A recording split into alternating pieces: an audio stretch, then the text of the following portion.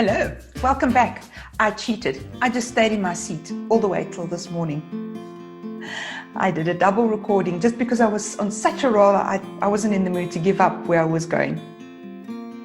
So welcome back, and thanks for listening to the second part of our discussion from yesterday, where we spoke about the Industrial Revolution and exactly how it dehumanized people and how it was really based on this concept of people were just put there to do work to get money. There was nothing more to that transaction. There was no value add. So the reason I'm so passionate about it is when we take a look at what I started talking about when I started Performance Cafe, can you believe it, more than 2 weeks ago already, I spoke about conscious capitalism, and I spoke about this concept that conscious capitalism is around the company creating something of real value for clients and selling it at a price that is actually reasonable for whatever that product is. We spoke about clients who want to buy those products and who really feel like the world is made a better place by having those products. And that in order for this business to be able to give these clients what they need, in between we have employees, and that they must deliver work that engages and satisfies them. That yes, they must be paid appropriately, but that there's more to it, that there is personal growth, that there is development, and that they feel proud of that which they deliver, and that they feel that they are contributing to the world at large. And we see this so much now, specifically with millennials who are much more socially aware than what I should not say we because I'm too young, I'm barely a millennial myself, but than what we used to, especially sort of from a corporate perspective. And the first thing that I find really interesting is that while we tend to also draw towards this command control, this hierarchy, this lack of transparency, specifically in larger businesses, the problem is that this was created for a workforce that had a very low education level, right? They might have been great at a craft. There's always been talent, right? People have always had talent and skills to create things, but they weren't book educated. They weren't academically educated. And so we've got highly educated and no education trying to work together, forming the command and control. What's really interesting today is that so much work is knowledge work, that even lower levels of work, skilled work, actually can be highly skilled work. So my problem is that we still sometimes treat employees as human doings instead of human beings. How do we do this? Well, we try and lump them into a group as a team and go, everyone in the team must be able to do the same thing. They're not. Each person has their own individual talents. But if we have the team collaborate in a way that makes the best use of all of those talents, then we're actually allowing them to shine where they all show up best. We also remove competition. When we create competition, we actually remove the option from the table for people to collaborate.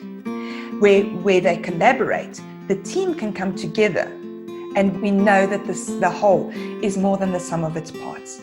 So we know that we're shooting ourselves in the foot by trying to create these little robotic human doings that must fit perfectly into a job description, that must have the exact right education, that must have the exact right look and feel about them. It's very interesting, but we don't think of it that way. But even things like diversity, being able to pitch up and identify as a gender, to show culture, ethnicity. When we don't allow that, we are blind to it. And the problem is that we actually need to see it because it adds richness and it adds value to who a person is, and sometimes can help them to understand the client better. I was watching a TV program last night, and they were talking about how the city, it was a fictional thing, and they said the city doesn't need any more policemen of color, but the biggest problem areas are those of, colored areas in this particular scenario. And they couldn't understand that someone was trying to tell them, but you need people who understand the people that are upset so they can help us understand how do we help them. And I think that's the problem, is that we take away from that richness of let's get everyone in the room, because all of them bring something special to the table. But when we do this now, and we want to move them away from human doings and back to human beings, there cannot be command and control. There can be collaboration, and there is control from a perspective of they have to do what the company needs them to do, but they have to have some level of self-determination and a way of actually expanding their own mastery, because then they'll engage with the work. They'll love it, and they'll want to be there, and they'll want to be doing these things. And then, interestingly, the move comes away from necessarily the financial aspect, and we take a look at pure intrinsic motivation. So motivation from outside is extrinsic, and extrinsic motivation is very fickle. Today money matters more, tomorrow something else matters more. But intrinsic motivation, where you've locked onto that person's heart and they want to be in the organization, they want the role, and they want to fulfill it to the best of their abilities, and they want to do this because they see how communities are advancing because of it, or how the world is a better place, or how the environment is doing better because of it. That is when you hook them. And that is when you have a happy knowledge worker who you can actually manage for the 2020s, instead of taking a knowledge worker and actually still treating them as if you are in the 2020s. And a big part of this is explaining not only what is needed from their role, but the company mission, the company vision, where the company wants to go with this, so that they buy into that. And therefore you can see there's a transparency of communication. We also get rid of this hierarchy and seniority thing, because we understand that everyone has a role to play.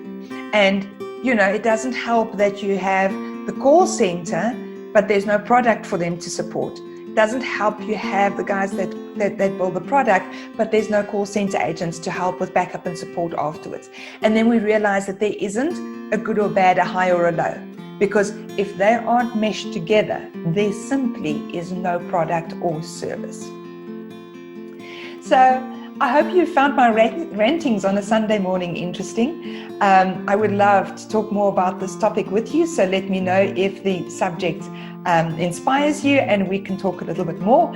Otherwise, as always, if you like this vlog, please will you on YouTube like and subscribe. On Facebook and LinkedIn, please like and share, and please add any comments on what you'd like to hear about, or your thoughts on anything I've said. I'd love to hear your opinions. Until tomorrow, it's Monday then, isn't it? Well, it will be by the time you're watching this. I look forward to seeing you at the Monday Morning Performance Cafe.